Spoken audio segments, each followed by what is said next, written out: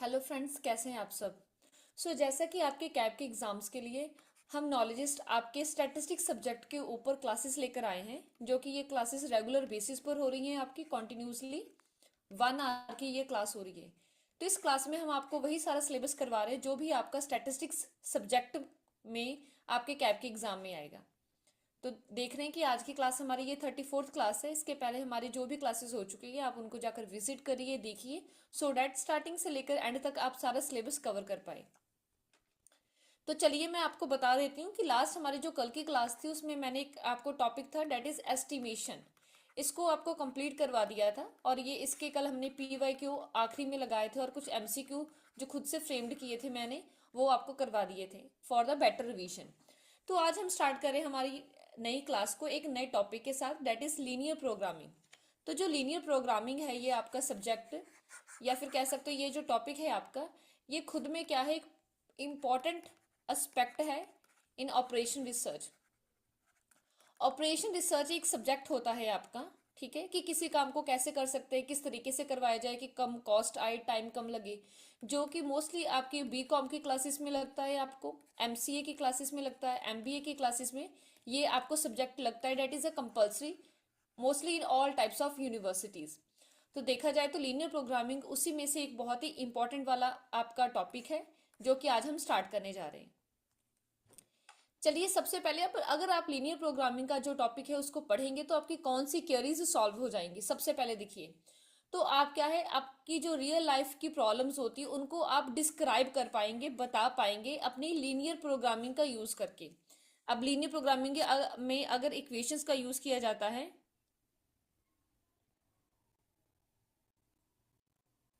तो इसमें क्या है कि आप क्या है, जो भी आपकी रियल लाइफ की प्रॉब्लम्स होती हैं आप उनको लिख सकते हैं, उनको फ्रेम कर सकते हैं with the help of linear programming.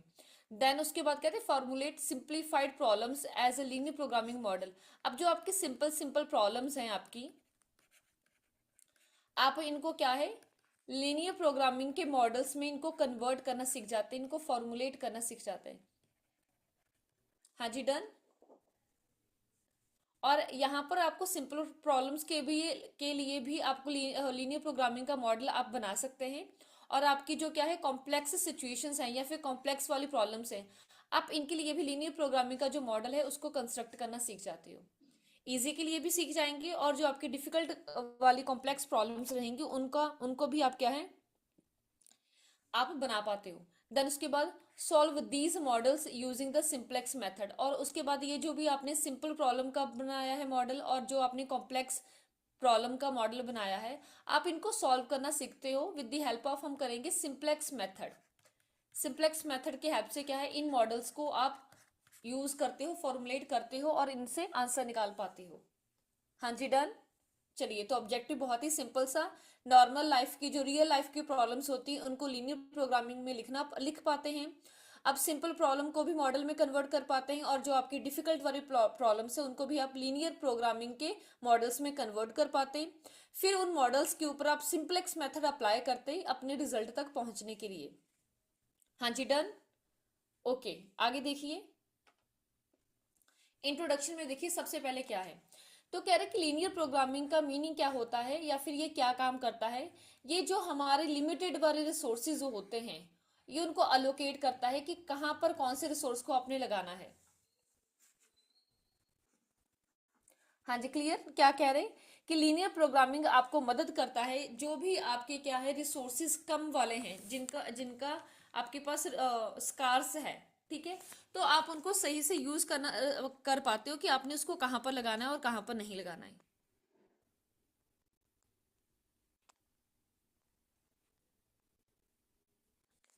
Then उसके बाद कहते हैं कि जो आपने प्रॉब्लम यहाँ पर बनानी है ये क्या है, एक फॉर्मेट में होनी चाहिए। और वो जो स्ट्रक्चर्ड फॉर्मेट है उसमें क्या क्या होना चाहिए, लीनियर कंस्ट्रेंट्स होने चाहिए और लीनियर ऑब्जेक्टिव फंक्शन होना चाहिए मैक्सिमाइज करने का।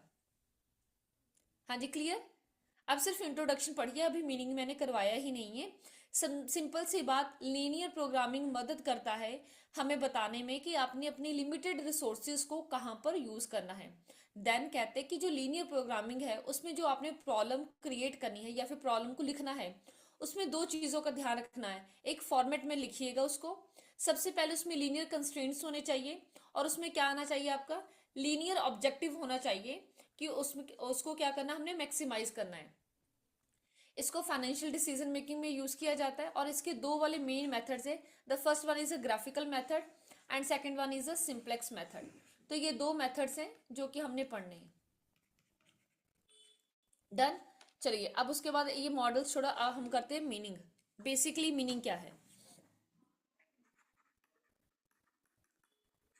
लीनियर प्रोग्रामिंग को मैं एलपी लिख रही हूं।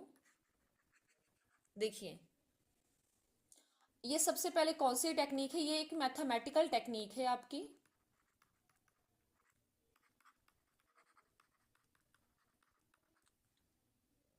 जिसको यूज क्यों क्यों किया जाता है?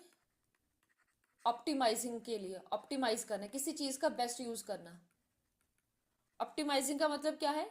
किसी चीज को या तो आप बढ़ाने की कोशिश करते हो, मैक्सिमाइजिंग की कोशिश करते हो, या फिर किसी चीज को कम करने की कोशिश करते हो। ऑब्वियसली प्रॉफिट को हम बढ़ाते हैं और जो कॉस्ट होती है हम उसको कम करते हैं। तो मैक्सिमाइजिंग एंड मिनिमाइजिंग के लिए इसको यूज किया जाता है। हाँ जी, डन यहाँ तक।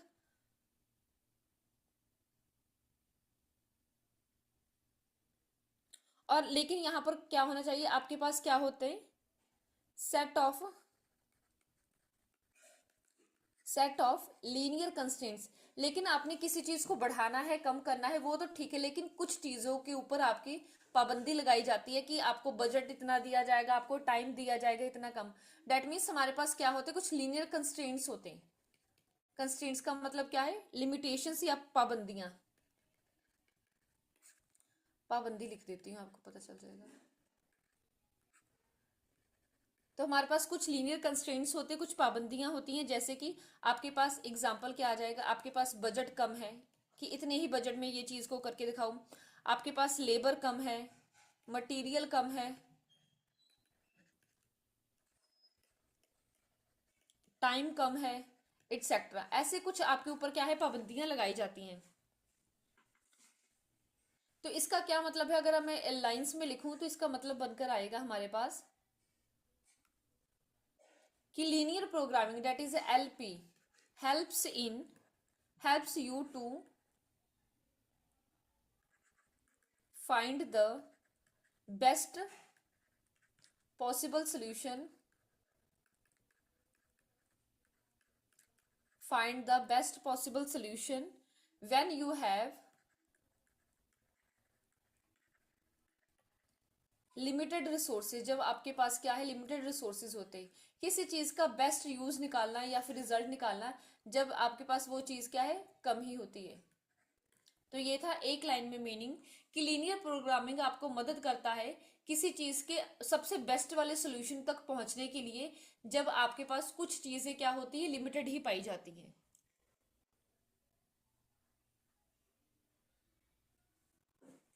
हाँ जी, क्लियर। और देखिए यहाँ पर और मैं क्या बता रही हूँ, ये क्या है कि क्वांटिटेटिव, क्वांटिटी में होता है, क्वांटिटेटिव डिसीजन मेकिंग टूल है। क्वांटिटी के हिसाब से क्या है, आप यहाँ पर डिसीजन लेते हो और ये क्या है आपका क्वांटिटेटिव डिसीजन मेकिंग टूल है आपका। आप उन प्रॉब्लम्स के साथ डील करते हो जहां पर क्या है, प्रॉब्लम्स के पास क्या होता है, दो कंस्ट्रेंट्स होते हैं, टू कंपोनेंट्स होते हैं, उनके साथ डील करता है।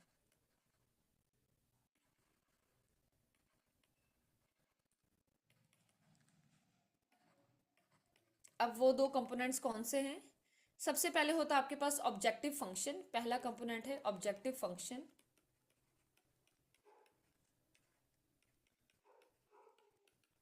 ऑब्जेक्टिव फंक्शन है मतलब आप क्या करना चाहते हो, ठीक है। किसी चीज को ऑब्जेक्टिव फंक्शन मतलब किसी चीज को मैक्सिमाइज करना है आपको, या फिर क्या करना है, मिनिमाइज करना है। आपका ऑब्जेक्टिव क्या है? हाँ जी, done. Then second is constraints. दो कंपोनेंट्स हो गए, पहले हो गया ऑब्जेक्टिव फंक्शन और दूसरा हो गया आपका कंस्ट्रेंट्स। कंस्ट्रेंट्स में क्या होता है, इसका मतलब लिमिटेशंस।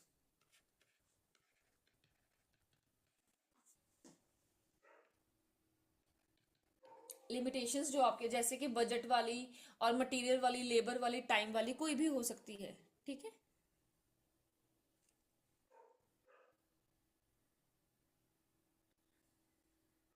और इसके ये दो तो हो गए, बाकी वाले कौन से हैं जो यूज किए जाते हैं वो भी बता देती हूँ। थर्ड है हमारे पास, दो वाले मेन थे,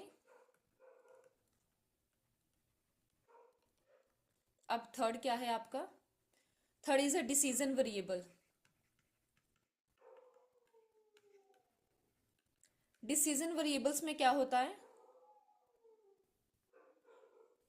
वो सारी चीजें अननोन वाले फैक्ट्स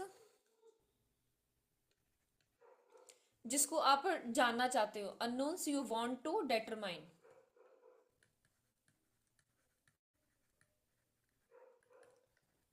हाँ जी, क्लियर। तो यहाँ पर आपको कुछ अपने हिसाब से कोई चीजें होती हैं जिसको आप जानना चाहते हो, वो होते हैं आपके decision variables. Fourth one is linearity. Linearity का मतलब क्या है? सारी इक्वेशंस क्या है? लीनियर होनी चाहिए।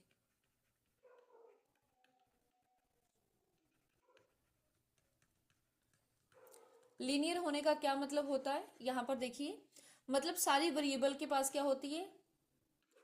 वन की पावर हो,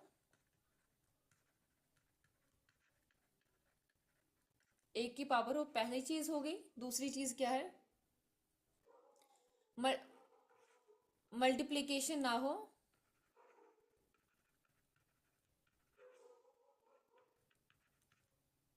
वेरिएबल्स के बीच में।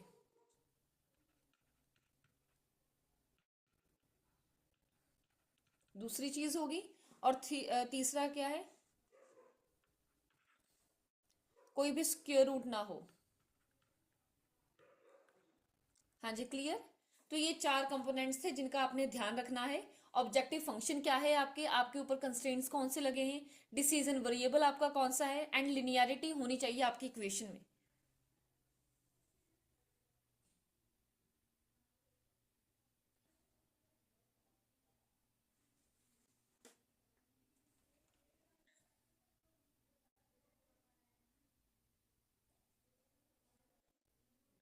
हाँ जी, क्लियर।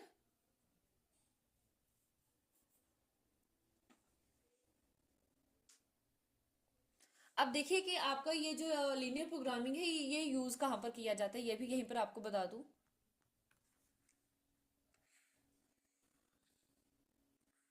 ये आपका लीनियर प्रोग्रामिंग का मीनिंग है, जो कि आप देख लीजिए एक बार।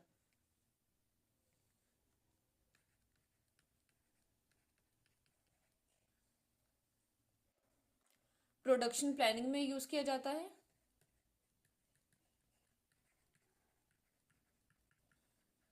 ट्रांसपोर्टेशन में यूज किया जाता है,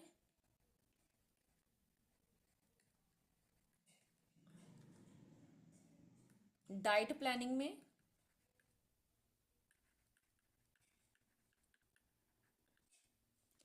वर्कफोर्स शेड्यूलिंग में किसको कितना काम देना है,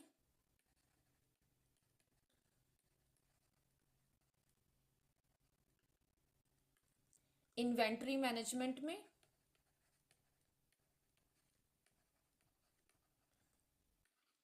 and the last and the most important one, financial portfolio optimization. आपका जो भी फाइनेंशियल पोर्टफोलियो है वहां से बेस्ट वाला यूज निकालने के लिए भी।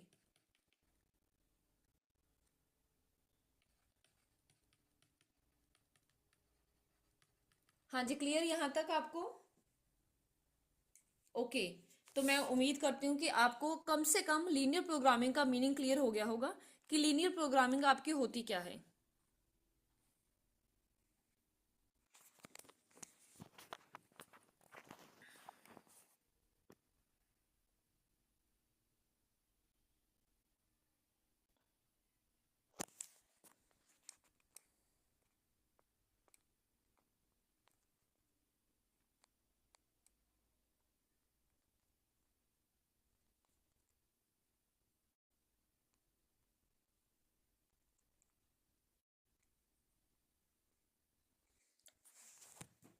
हाँ जी, डन। चलिए आगे देखिए, मीनिंग के बाद क्या है, इंट्रोडक्शन हमने कर ली है, वही यहाँ पर आगे इसके मॉडल क्या क्या है।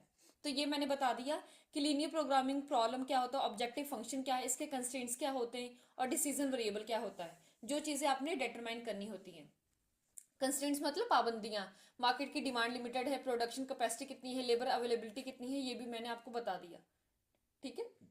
अब ये पढ़ाती हूँ आपको अजम्पशंस क्या है इसकी। अजम्पशंस हैं हमारे पास लीनियर प्रोग्रामिंग की। सबसे पहले है लीनियरिटी कि ये मैंने आपको बताया कि रिलेशनशिप मस्ट बी प्रोपोर्शनल, सबका रिलेशनशिप सेम सेम होना चाहिए। अगर ए के ऊपर के टू की पावर दी है तो सारे सबके ऊपर दोनों इक्वेशंस के ऊपर टू की पावर हो। आपस में ये चीजें मल्टीप्लाई नहीं होनी चाहिए और किसी के ऊपर भी क्या है स्क्वायर रूट नहीं होना चाहिए, इस तरीके से। ये सारी क्या है लीनियरिटी। आगे सर्टेनिटी, सारे जो पैरामीटर्स है वो सर्टेन होने चाहिए, आप उनको जानने चाहिए। और किसी भी वेरिएबल के आगे माइनस का निशान नहीं लगेगा, that is a non negativity. जो भी आपका डिसीजन आएगा ये कभी भी नेगेटिव नहीं हो सकता है। डिविजिबिलिटी क्या है, decision variables can take fractional values, लेकिन जो भी आपने डिसीजन लेना है वो आपकी फ्रैक्शन में आ सकता है आंसर।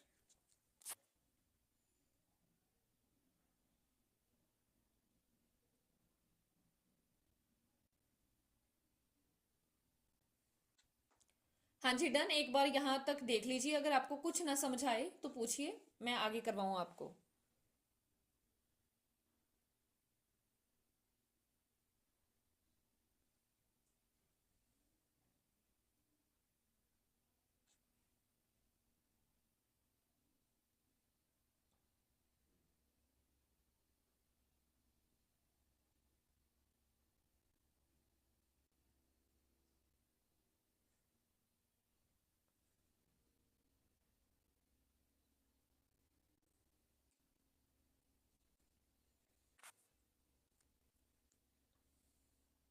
ओके क्लियर, चलिए आगे देखिए।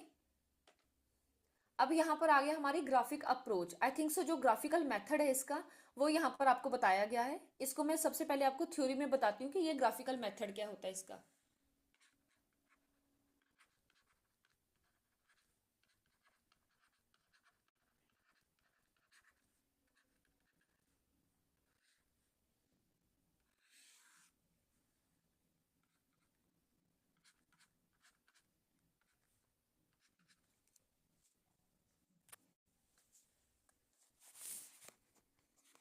बच्चे मीनिंग आप सभी को क्लियर है? तो अब हम सबसे पहले करते हैं लीनियर प्रोग्रामिंग का ग्राफिकल मेथड।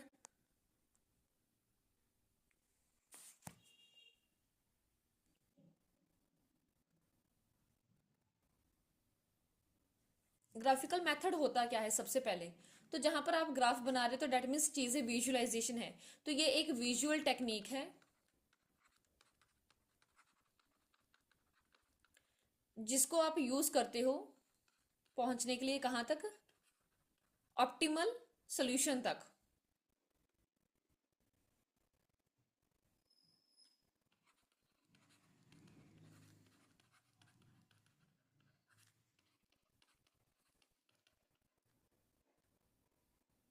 और इसमें क्या है आपके दो क्या होते हैं, डिसीजन वेरिएबल्स होते हैं।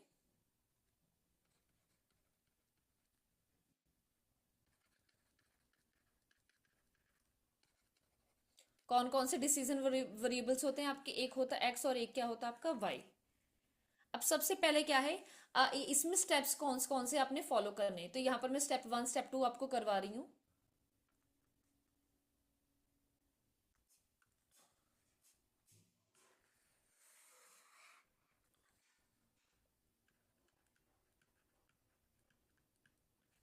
देखिए स्टेप वन क्या है, सबसे पहले अपने डिसीजन वेरिएबल्स को आइडेंटिफाई करिए। आइडेंटिफाई द डिसीजन वेरिएबल्स, आपने क्या करना है अपने डिसीजन वेरिएबल्स को आइडेंटिफाई करना है, ठीक है।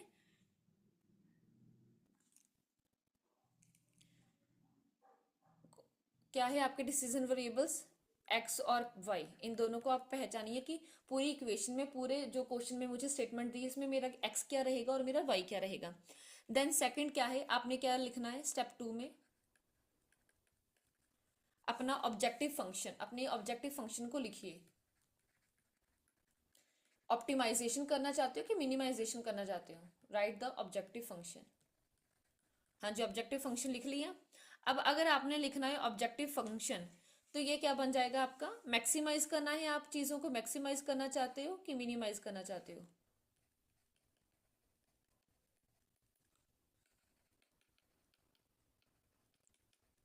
तो मैक्सिमाइज करना चाहते हो, मैक्सिमाइज जेड आप जेड करना चाहते हो, एंड मैक्सिमाइज जेड, मतलब जो भी आपका है लीनियर प्रोग्रामिंग में। तो यहाँ पर आएगा ए एक्स प्लस बी वाई, ये हो गया। और यहाँ पर भी आ जाएगा आपका मिनिमाइज में भी ए एक्स प्लस बी वाई। हाँ जी, डन। तो जैसे कि मैं करना चाहती हूँ, मैक्सिमाइज करना चाहती हूँ, तो ये क्या बन जाएगा, example x is equal to, यहाँ पर मैं एक्स को ले रही हूँ 40, यहाँ पर आपको ए और आपको बी दिया गया है, एक है 40 और एक है 50, ये क्वेश्चन में आपको दिए जाएंगे। तो ये क्या बन जाएगा, maximize Z is equal to, मैं मैक्सिमाइज करना चाहती हूँ, तो maximize Z is equal to A की वैल्यू 40, तो 40x प्लस 50y, ये मेरी इक्वेशन बन गई।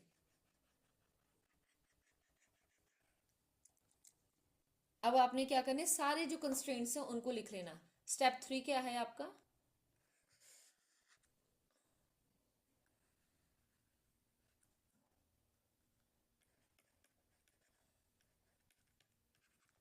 सारे कंस्ट्रेंट्स को लिखिए।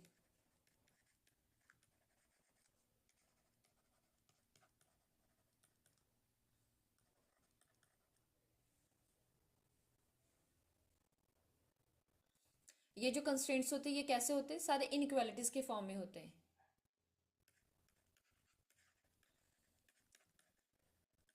Constraints are in form of linear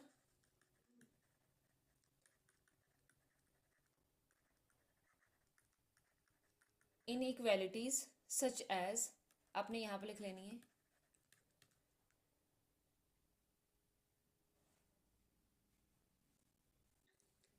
example है कि जैसे आपके पास है ये 2x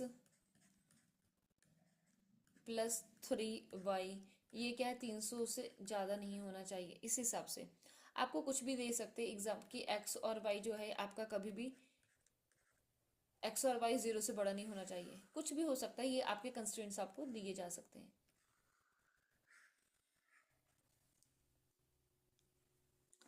आपने इनको क्या करना, अब इन कंस्ट्रेंट्स को आपने इक्वेशन में कन्वर्ट कर देना है। स्टेप 4,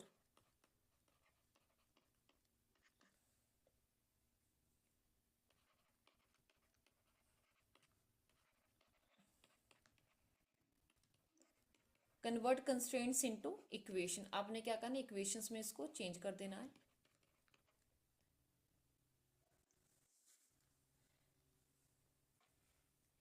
अब इसमें क्या करते हो, इग्नोर करते हो, इग्नोर द इनइक्वालिटी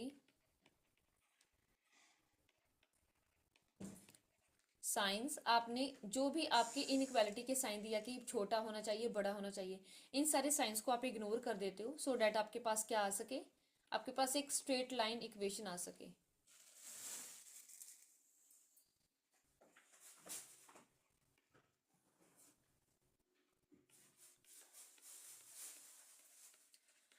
पहले सबसे पहले स्टेप्स के ऊपर ध्यान दीजिए। जब आपने एक या दो बार स्टेप्स को देखकर क्वेश्चन फ्रेम किया, उसके बाद आपको ऑटोमेटिकली याद हो जाएगा कि कैसे आपने क्या है इक्वेशंस बनानी है। ठीक है, तो जैसे कि यहाँ पर एग्जांपल देखिए, मैंने बना दी 2x प्लस 3y। तो यहाँ पर था ना साइन लगा था, तो हमने इसको क्या है हटाकर इसको इज इक्वल टू में चेंज कर दिया। तो ये साइन था मेरा इस तरीके से, तो इसको मैंने चेंज करके क्या लिख देना, 2x plus 3y is equal to 300, इस तरीके से। हाँ जी, क्लियर। अब आपने क्या करना, हर एक स्टेप 5 देखिए, आपने हर एक स्टेप को, हर एक कंस्ट्रेंट को आपने ग्राफ के ऊपर प्लॉट कर देना है।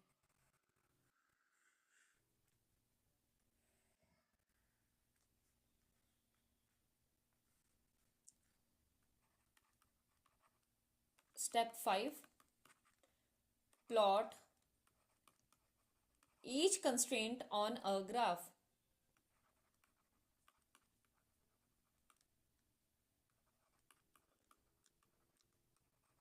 आप क्या करेंगे, आप ग्राफ के ऊपर कंस्ट्रेंट्स को प्लॉट करेंगे। जैसे कि एग्जांपल है आपके पास 2x plus 3y is equal to 300।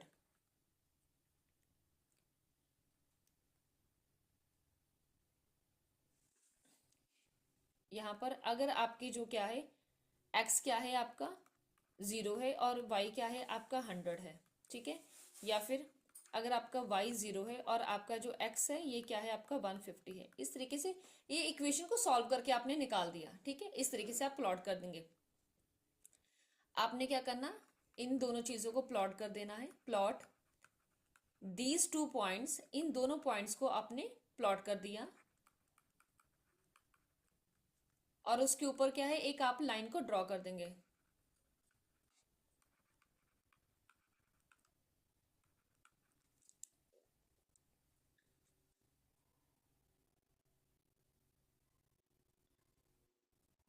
हाँ जी, क्लियर। ये 5 स्टेप्स आप देख लो, लिख लो, उसके बाद मैं आपको नेक्स्ट स्टेप भी करवाऊंगी, अभी ये खत्म नहीं हुआ। इसके कम से कम 7-8 स्टेप्स हैं, तो मैंने स्टेप 1 2 3 4 5 आपको बता दिया है। आगे मैं आपको करवाती हूँ।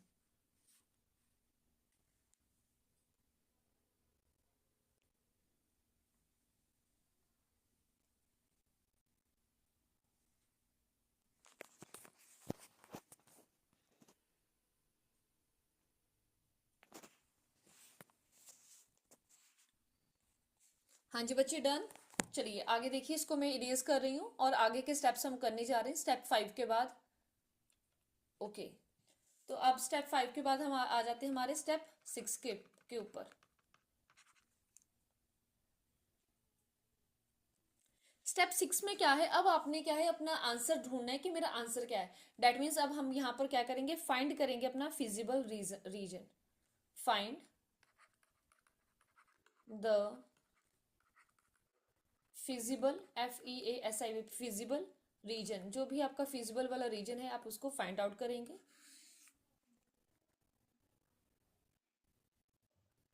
तो इसका क्या मतलब है, फिजिबल रीजन कौन सा होता है। अब यहाँ पर देखिए फिजिबल रीजन का मीनिंग, ऐसा area, area on the graph, आपके ग्राफ के ऊपर ये एरिया होता है, area on the graph that satisfy all constraints, आपकी सारी जो पाबंदियां हैं उनको ये सेटिस्फाई कर रहा था। तो वो वाला जो एरिया होता है उसको हम फिजिबल रीजन कहते हैं।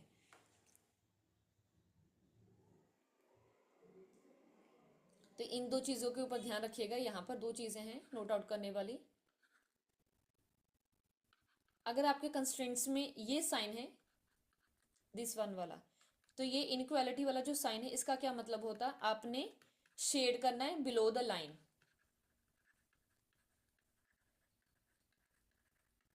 क्या करना है आपने, बिलो द लाइन शेड करना है। देन उसके बाद, और अगर इसका ऑपोजिट ये साइन है इनक्वालिटी का, तो आप अबव पर शेड करेंगे।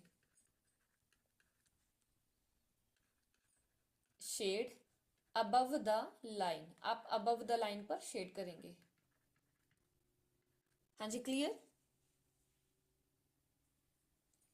और जो कॉमन वाला ओवरलैपिंग एरिया होता है जो ऊपर और नीचे दोनों में मिक्स हो रहा है, ज्यादा डार्क वाला, वही आपका फिजिबल रीजन रहेगा। देखिए लाइन, द कॉमन ओवरलैपिंग, जहां पर दोनों चीजें मिक्स हो रही, ओवरलैपिंग वाला जो एरिया होता है शेडेड एरिया, ये क्या होता है आपका फिजिबल वाला रीजन कहाया जाता है। हाँ जी, क्लियर। तो हमने स्टेप 6 में हमारा फिजिबल रीजन निकाल दिया है। अब नेक्स्ट स्टेप जो हमारा है, अब यहाँ पर हम अपने क्या निकालेंगे, हमारे कॉर्नर कॉर्नर पॉइंट्स को निकालते हैं। चलिए लिखिए स्टेप 6, सॉरी स्टेप 7। तो स्टेप 7 में क्या कहते हैं कि अब आप यहाँ पर पहचानिए कि आपके कॉर्नर वाले पॉइंट्स कौन से हैं। तो चलिए हम कॉर्नर पॉइंट्स को पहचानने की कोशिश करेंगे। That is identify the corner points. Corner points का क्या मतलब होता है, आपने वर्टिसेस निकालना है।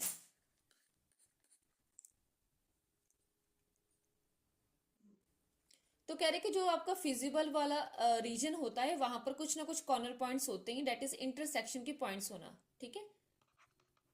तो लिखते हैं feasible region have some corner points, कुछ कॉर्नर पॉइंट्स वहां पर होते हैं। कॉर्नर पॉइंट्स का मतलब क्या है, इंटरसेक्शन के पॉइंट्स होना।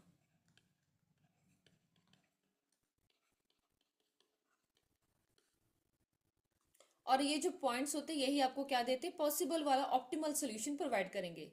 तो और ये जो पॉइंट्स होते हैं आपके यहाँ पर लिख रहे हैं हम, these points give possible optimal solution, आपको पॉसिबल वाला आपका ऑप्टिमल सोल्यूशन प्रोवाइड करते हैं।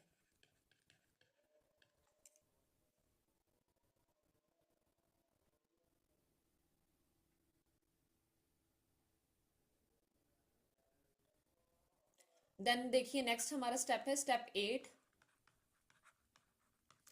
स्टेप 8 में क्या कहते हैं, evaluate the objective function of each corner point. अब कॉर्नर पॉइंट्स निकाल दिए, अब हर एक कॉर्नर पॉइंट का ऑब्जेक्टिव देखिए क्या था, वो फुलफिल हो रहा है कि नहीं, वहां पर इवेल्युएट करेंगे। Evaluate the objective function at each corner point, हर एक कॉर्नर पॉइंट के ऊपर क्या है, ऑब्जेक्टिव फंक्शन को देखिए। आपने सब्स्टिट्यूट करनी है यहां पर,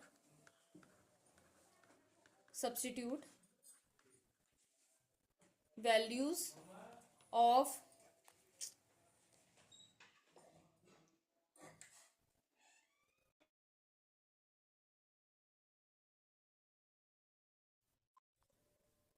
substitute values of each corner point into the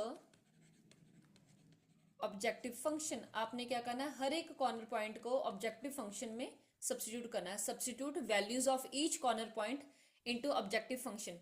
objective function आपका जो भी था उसमें आप सब्स्टिट्यूट करेंगे। जैसे कि एग्जांपल देखिए,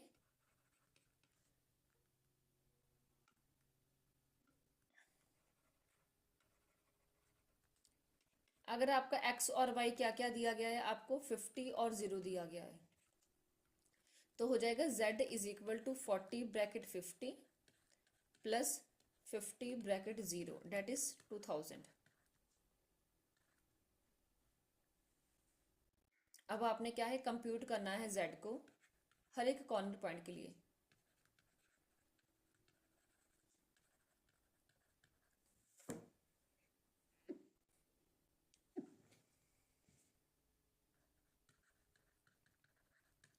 हाँ जी क्लियर। तो यहां पर क्या है, हम z को कंप्यूट कर रहे हैं सारे कॉर्नर पॉइंट्स के लिए। देन लास्ट स्टेप और सबसे मोस्ट वाला सोल्यूशन निकालने पर, स्टेप 9,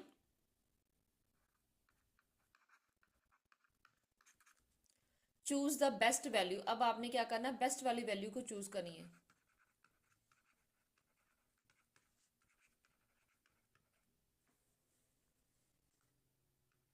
देखिए क्या है यहाँ पर, बेस्ट वैल्यूज कैसे चूज करेंगे। अगर क्या था, मैक्सिमाइजेशन करनी थी, आपको क्या करना था, आपको मैक्सिमाइजेशन करनी थी, तो आप हाईएस्ट जेड को चूज करेंगे।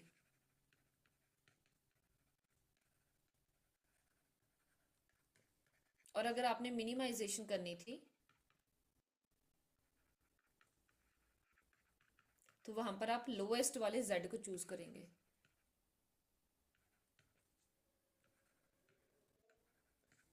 हाँ जी क्लियर।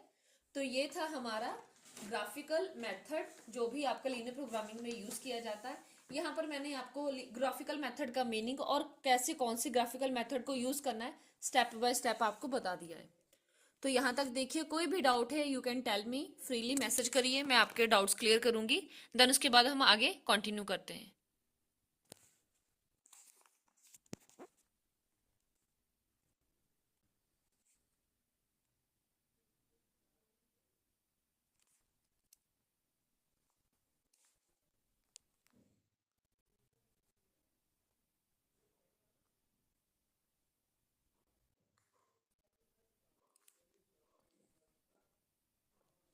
बच्चे देखिए, यहाँ तक किसी को कोई भी डाउट हो।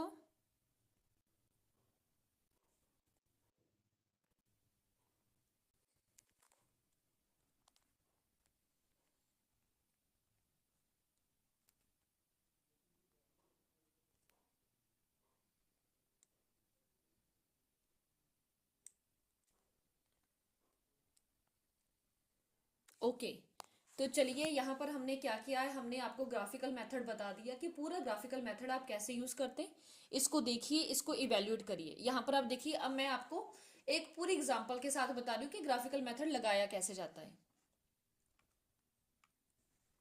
तो यहाँ पर हमने क्या है, ग्राफिकल अप्रोच है हमारे एलएलपी की। यहाँ पर ऑब्जेक्टिव क्या है कि हमने क्या मैक्सिमाइज करना प्रॉफिट को by deciding how many radios and TVs to produce. मैंने प्रॉफिट को अपने बढ़ाना बता दिया। आप सबसे पहले अपना ऑब्जेक्टिव देख लिया कि बढ़ाने का ऑब्जेक्टिव है मैक्सिमाइजेशन का। तो यहाँ पर मैंने अपने प्रॉफिट को बढ़ाना है और मैंने देखना है कि उस हिसाब से मैं कितने रेडियो और कितने टीवी को प्रोड्यूस करूँ। डन। प्रोडक्ट की डिटेल्स दे दी। जो रेडियो है इसकी कॉस्ट है 500 रुपये वेजिस में, और 500 रुपये का material. That means total cost की आ गई 1000 की। मैं बेचती हूँ 2000 का, ठीक है। 1000 की चीज में 2000 में बेच रही हूँ, प्राइस आ गया। मशीन का टाइम क्या है, 3 घंटे मशीन चलती है और उसको जोड़ने के लिए असेंबली टाइम लगता है 1 आवर। डन।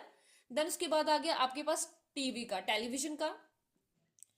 2500 की आपकी वेजेस लगती है, 1500 का आपका मटेरियल। डेट मीन्स इसकी टोटल कॉस्ट होगी 4000, और इसको मैं बेचती हूँ 6000 का। मशीन का टाइम 1 घंटे का और असेंबली का टाइम क्या है 1 आवर का। हाँ जी, क्लियर यहाँ तक आपको? ये दोनों चीजें आपकी क्लियर होगी। अब यहाँ पर मैंने अपने कंस्ट्रेंट्स ढूंढने कि मेरी ऊपर पाबंदियां कौन कौन सी लगी हुई हैं। सबसे पहले देखिए मशीन आर। तो मशीन आर एक जगह क्या है 3 है और एक जगह क्या है 1 है। तो मैंने क्या कर दिया, उसको ए और बी हो गया, ये ए और ये हो गया मेरा बी। तो इसको मैंने लिख दिया 3x+1y। ये क्या है आपका कंस्टेंट्स दे दिया कि ये दोनों क्या है 10 तक ही होना चाहिए, 10 से ज्यादा नहीं होना चाहिए, ठीक है। जो भी घंटे दोनों भी मशीनों के ऊपर आप लगा रहे हो तो टोटल 10 से ज्यादा ना हो। देन आ गया असेंबली टाइम। यहाँ पर भी 1 घंटा लगता है और यहाँ पर भी 1 घंटा। तो ये सिंपल 1x1y हो गया, और कह रहे कि दोनों का असेंबली टाइम 4 से ज्यादा नहीं होना चाहिए। तो ये मेरा दूसरा कंस्ट्रेंट तैयार हो गया। ओके। देन उसके बाद कैश कितना है, यहाँ पर क्या है, इसकी कॉस्ट 1000 है और उसकी कॉस्ट कितनी है 4000। तो 1000x+4000y। तो कह दिया कि दोनों की कॉस्ट आपकी कितनी होनी चाहिए, 12000 से ज्यादा नहीं होनी चाहिए। तो मैंने बस इसको 0 0 हटाकर लिख दिया 1x4y, और ये क्या है 12 से ज्यादा नहीं होना चाहिए। डन। 3 कंस्टेंट्स हो गए, और एक आ गया नॉन एक्टिविटी। आपका x कभी भी क्या है, जो x और y है ये 0 नहीं हो सकते, ये हमेशा 0 से बड़े बड़े होने चाहिए, 0 से नीचे नहीं जाएगा। तो ये भी एक आएगा ही आएगा। ये कंस्टेंट हर एक बार आपको अप्लाई करना है। ये तो चलो क्वेश्चन के हिसाब से आपको पता चला है। यहां तक सबको क्लियर है? कोई डाउट हो तो प्लीज बताइए मुझे।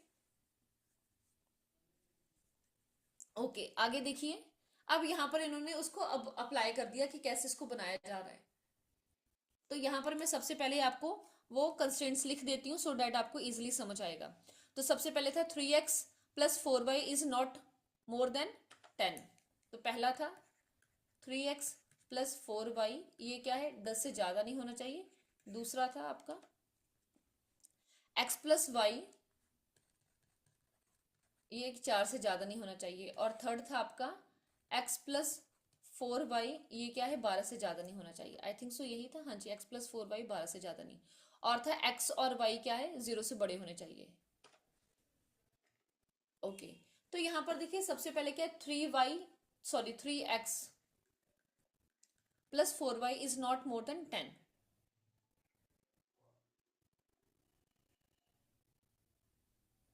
इन्होंने सीधे करके दिखा दिया, जो मैंने पीछे आपको स्टेप्स करवाए थे ना। अब उसके हिसाब से क्या है इसको सॉल्व करेंगे। इन्होंने सीधी लाइंस ड्रॉ कर दी हैं।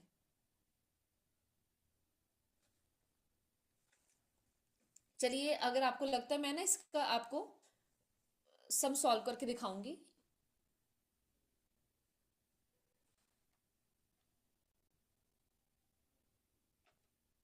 ये दूसरी एग्जांपल दे दी आपको, ये उसी का इंसाइट दे दिया। तो ये जो सम है ना इसको हम सॉल्व करते हैं, रुकिए। जो पीछे मैंने आपको स्टेप्स करवाए थे ना, वो स्टेप्स अप्लाई करके हम इसको सॉल्व करने की कोशिश करते हैं, चाहे मैं कोई और एग्जांपल करवाऊं आपको।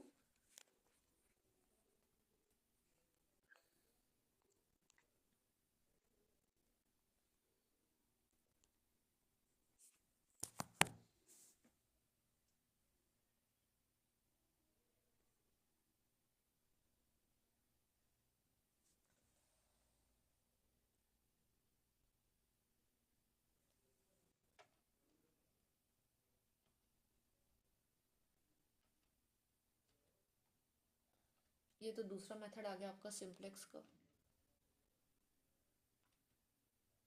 मिनिमाइजेशन प्रॉब्लम देख लो और इसमें क्या क्या करवाना है आपको। ओके, दो मेथड्स हैं आपके, सिंप्लेक्स वाला और ग्राफिकल वाला। तो अगर ग्राफिकल आज खत्म हो जाता है तो हम सिंप्लेक्स मेथड को कल करेंगे।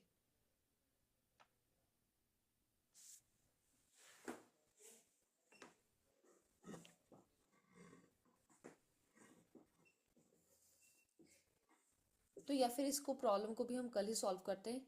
आपने ग्राफिकल मेथड देख लिया कि ग्राफिकल मेथड क्या होता है। अब ये जो आपको डायग्राम बनाकर दिया ना, इसको हम खुद से फ्रेम करेंगे हमारी कल की क्लास में, क्योंकि आज हमारे क्लास का टाइम बस खत्म होने वाला ही है। तो अगर मैंने स्टार्ट करवा दिया मेथड तो आपका ये कंप्लीट नहीं हो पाएगा आज की क्लास में। तो बेटर है कि मैं इसको कल ही स्टार्ट करवाऊँ। मैंने आपको आज की क्लास में इंट्रोडक्शन करवा दिया, लीनियर प्रोग्रामिंग का मीनिंग करवा दिया। उसका पहला मेथड था आपका ग्राफिकल मेथड, वो मैंने स्टार्ट करवा दिया, उसका मीनिंग करवा दिया, उसके सारे स्टेप्स करवा दिए। कल हम क्या करेंगे, हम ग्राफिकल मेथड का एक सम सॉल्व करके देखेंगे।